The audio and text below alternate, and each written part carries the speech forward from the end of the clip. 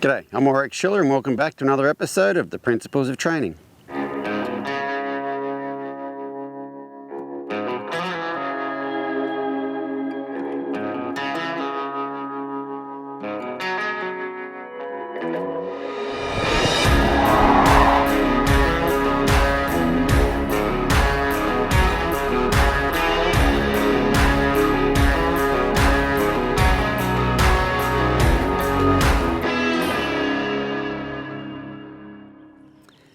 I'm Warwick Schiller and welcome back to The Principles of Training. In this episode, I want to talk to you about interpretations and how we interpret what a horse does really will make a huge difference in how we respond to whatever they do. So it's really about our being judgmental or being non-judgmental. I used to read a lot of horse books, horse training books, horse philosophy books, those sorts of things. But in the past couple of years, I've been reading more personal growth books, and I think those going down that path has probably helped me more with my horses than all the horse books I've ever read. And someone I'm a huge fan of is a lady named Brene Brown. Brene Brown has, if you haven't heard of Brene Brown, here's your gateway drug. Look up a TED talk on YouTube called The Power of Vulnerability. It'll really get you hooked, and she's got a lot of books and just an amazing person. I remember the first time I was listening to her, I was on the tractor here moving some dirt, and I was listening to her thinking, you know what, this lady's been inside my head. And then 5 minutes later, like, wow, she's been inside my wife's head. So really good stuff. But one of the things that Brene Brown says is you cannot selectively suppress emotions. And she said if you suppress the lower emotions, you will automatically suppress the higher emotions. You suppress the extremities of all your emotions. And as a male growing up in my generation, we were taught the whole boys don't cry sort of thing. And so I knew at the time that, I realized at the time that my lower emotions have been suppressed. I know that, which means I probably don't experience the upper ones as much. And so I actually signed up for some therapy to try to help with that. And the therapy I chose to do, or was told to do, was called DBT, which is dialectical behaviour therapy. And one of the things, we used to have homework every week, and one of the homeworks was a really good one that helps with horses a great deal. And it was, they said, tomorrow, what we want you to do is count your judgmental thoughts. Keep a little clicker in your pocket or something, and every time you have a judgmental thought, click that. And during the day, add up how many judgmental thoughts you have. They said, or you can put some pebbles in your pocket and switch them from one side to the other when you have judgmental thoughts. And I thought, well, that'll be easy. I'll stick three rocks in this pocket and I'll have 3 judgmental thoughts during the day. I'll be able to take one out, move it over here. End of the day, the number is going to be 3. I had 21 before breakfast the first day. And the thing about counting judgmental thoughts is you become aware of how many judgmental thoughts you actually have. And when you become aware of how many judgmental thoughts you have, you can start to reframe those judgmental thoughts, okay? Because we do it all the time. We're constantly judging and assessing and naming and all those sorts of things. And it's something from our life that really flows over into our horse life, and we tend to view a certain behaviour in a judgmental sort of a way. And when you're being judgmental about stuff, it gives you kind of a negative feeling inside. And something I learnt that this year, I travel quite a bit, and in airports I'm a people watcher, and I imagine you guys probably are people watchers too. But when I'm people watching an airport, if I'm walking through the airport and people are walking the other way, I realise my people watching is actually judging. I'm not watching these people and not passing judgment on them. I'm looking at them, and I guarantee you I'm probably thinking about the worst thing about them. Like, you left home dressed like that this morning, don't you own a mirror? Isn't it too hot for that coat? You need some more clothes. You need less clothes.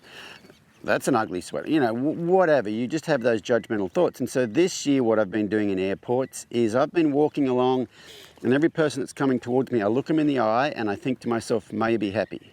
And think about when you're walking through a major airport, you pass a lot of people.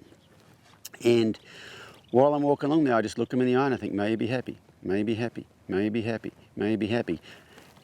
Versus walking through there and going, I wouldn't wear that. Oh my goodness, you need to lay off whatever, And I found when you get to the other end of the airport, you have a completely different feeling in here than when you have those negative thoughts all the way through the airport. And I think it's the same in our horse life. If we negatively judge everything your horse does, you end up with this, this nastiness inside you, even on a small level, but you end up with this tension inside of you that kind of builds up. And so it's almost like the don't go to bed angry principle, but with us. If we are starting to let stuff build up about our horses, then when they do certain things, it will really make us view those in a negative way. And so I really learned a lot about this year. So I don't know if you can see in the background over here, somewhere in this pasture behind me is my wife's new horse, Dale. And when we got him, he is, when you're leading him on the ground or whatever, he's biting the lead rope, he's trying to bite you, he's very just nippy and mouthy. And in the past, I would want to correct that. Now, I've never corrected mouthiness, as in I've never slapped a horse in the face or anything like that. But if a horse was trying to nibble on my elbow, I might just give it a bit of a flick, like, hey, bad idea, don't do that. But I really started to view that differently, and the change in this horse has been quite profound. What I started thinking, instead of thinking of that nipping as he's out to get me, he's trying to bite me, I've started to look at that biting stuff as him trying to engage me. And so what I've done is every time his mouth's come near me, I've engaged him. I've rubbed him on the muzzle. Just done that. And he used to bite all the time when you're trying to saddle him. Really anything you're doing with him on the ground. And he's gotten so much better about it. He's so much more peaceful. And the reason he's peaceful is because his needs are being met. And I really think all that nipping stuff is his need to engage with us. And so it's another one of those things when you change the way you look at things, the things you look at change.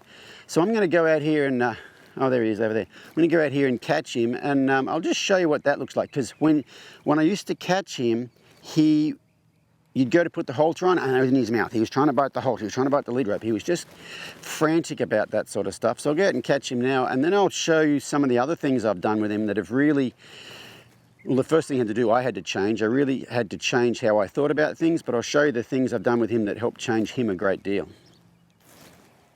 So this horse here is my wife's new reining horse, and when we first bought him, he was very, very nippy, used to, bite you a lot, bite the lead rope, all that stuff a lot, and he didn't really like people very much. You notice he's just approaching us here in the pasture, and he's got food he can eat, so it's not that. Hey, mister, how you going?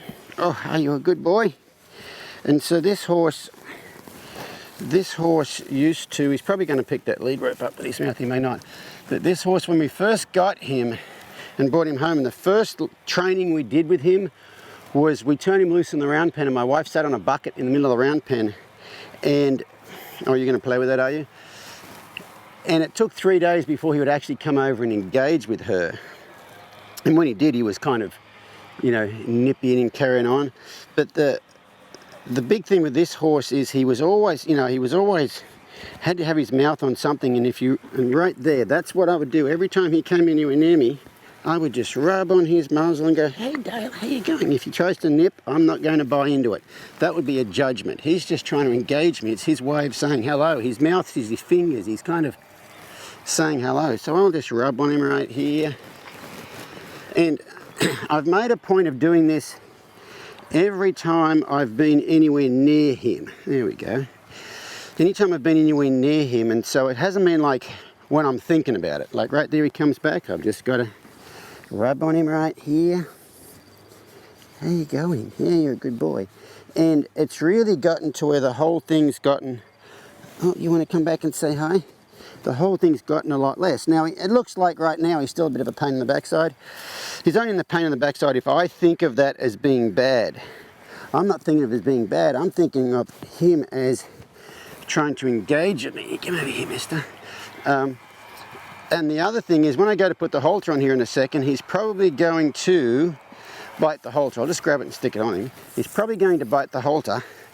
I'm not concerned about that, and I'm not going to try to fix it, because if you think of it, see right here, he'd have been all over me before. If you think about, if they have to bite the halter like that, it's a coping strategy. And if I go to put this on and he has to bite it like that right there, that's a coping mechanism for him. And if a horse has some anxiety that they need a coping mechanism for, kind of like a kid sucking their thumb or something like that, and you say no and you make a big deal about it and you tell them not to do it, they still have the general anxiety that caused the coping still have the genuine anxiety that caused them to want to do that coping mechanism in the first place, but now they don't have an outlet for it, and so now the anxiety is still in there and the coping mechanism has been removed. So it's just going to come back in some other form. I'm just going to rub on him right here. It's just going to come back in some other form, and so you just have to be present and non-judgmental. Hello, how you going? Non-judgmental about the whole thing. And if he wants to, like I said, if he wants to bite that, I'm just going to allow him to do it. You tend to find that allowing them to do it, if you just watch him here for a second, he'll probably do that. And then he'll probably go, and he'll be done with it here in a second. But the thing you've got to be able to do is you've got to be able to wait while they do stuff like this without judgment. Like my energy right now is not, come on, hurry up, I'm trying to film a TV show, and then he goes back to eating the grass. So I'll take him over here to the arena and I'll show you what else I've been doing with him to help with this. So when I first started saddling Dale, he would tend to want to turn and bite when I either went to put the saddle pad on or the saddle on. And we've had him checked out, there's no pain issues, but I think it's just residual, concern about being saddled and also wanting to engage with me. So what I would do is if I went to put the saddle pad on and he turned to engage, turned to bite, I would stop trying to put the saddle pad on and I would just take and rub his muzzle just like you just saw. That's gotten a lot better over time, but recently I've noticed what he starts to do is he pins his ears as I approach with the saddle pad, and this is where this whole judgmental thing comes in. If I read into the fact he's pinning his ears at me as he doesn't like me, he wants to get me or whatever, I'll tend to have that same sort of energy back towards him. But what I've been doing, if you think about when they pin their ears, they're having negative thoughts, okay? And so what I've been doing, he pins his ears at me, I've been saddling him up while wearing this grooming glove. So we use these grooming gloves a lot with the horses, the hands-on grooming gloves. They've got they're just a regular sort of a glove that has little dimples on little pimply things on the hand. And the horses love them. I'll go out in the pasture with the horses and just walk up to them and just give them a good old rubbing. And it's almost like walking out there and giving them treats. They really get to where they enjoy it.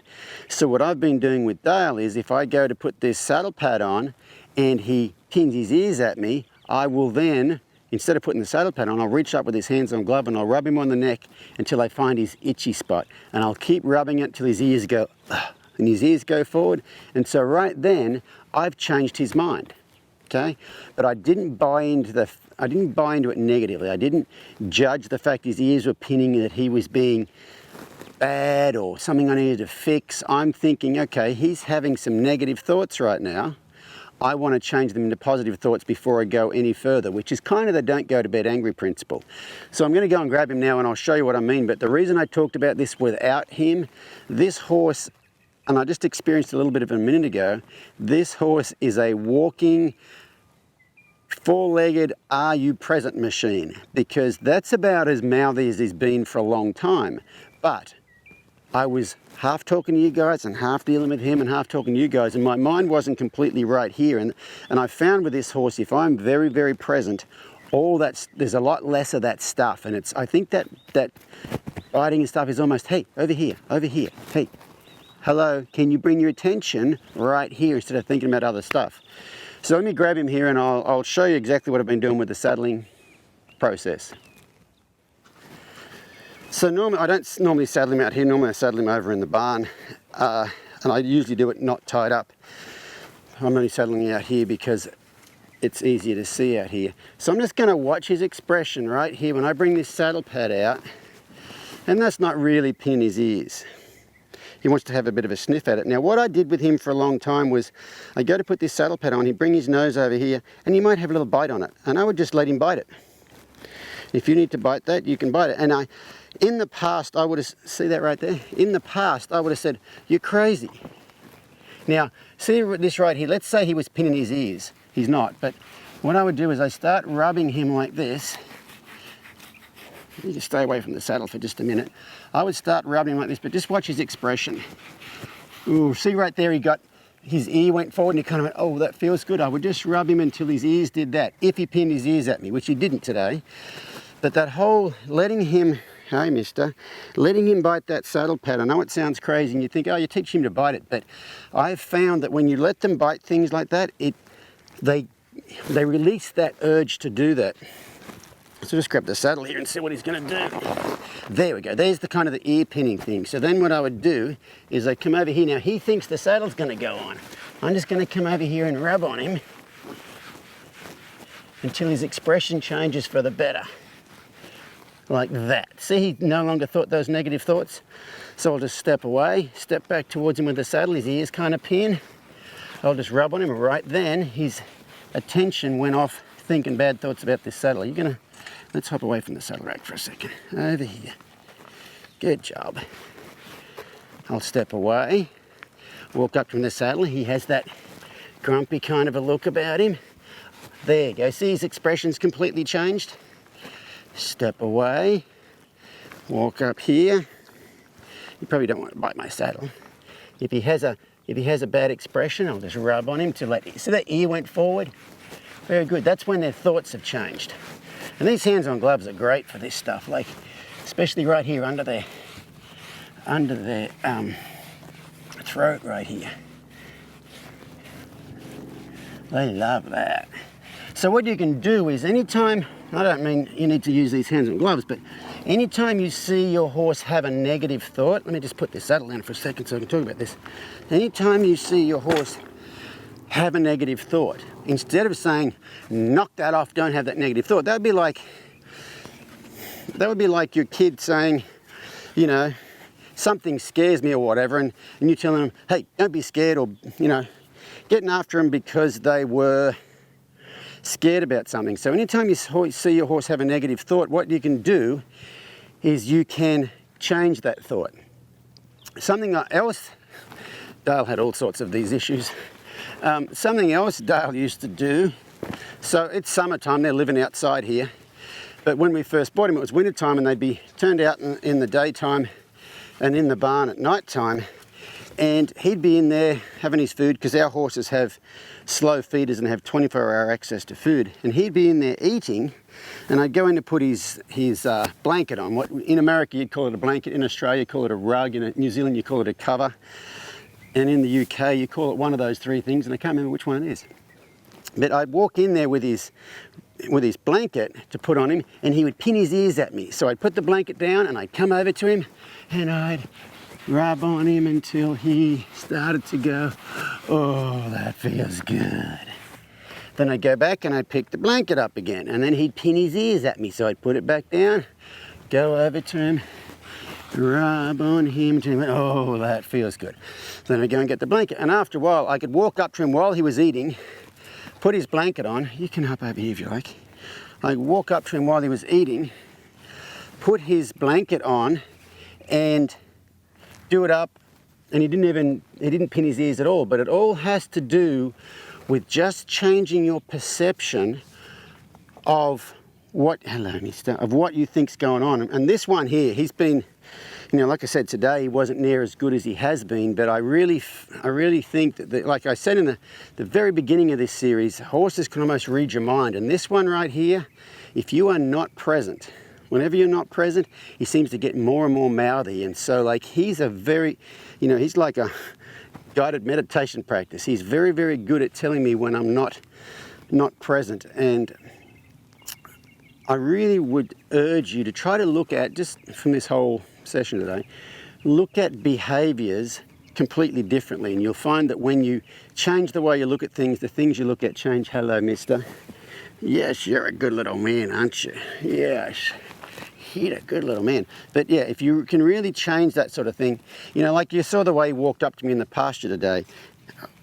Hello, how you going? See, I'm trying to make a TV show and talk to you guys at the same time, and be present with him at the same time. And like I said, he's not been as good today as he has been, but I think I'm quite distracted trying to talk to you guys and explain stuff while I'm doing this. I'm not really present here. And so he's like I said, he's a walking guided meditation. So I hope that gives you something to think about. Hey there.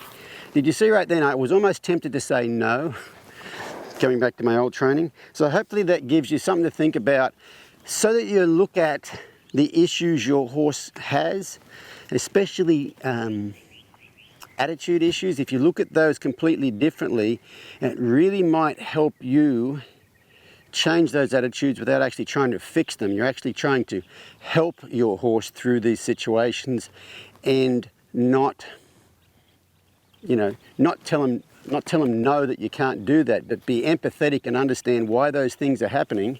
Hello, mister. Understand why those things are happening, and it'll really help you make those changes. So I hope that helps you guys. We'll see you guys next time here on the Principles of Training.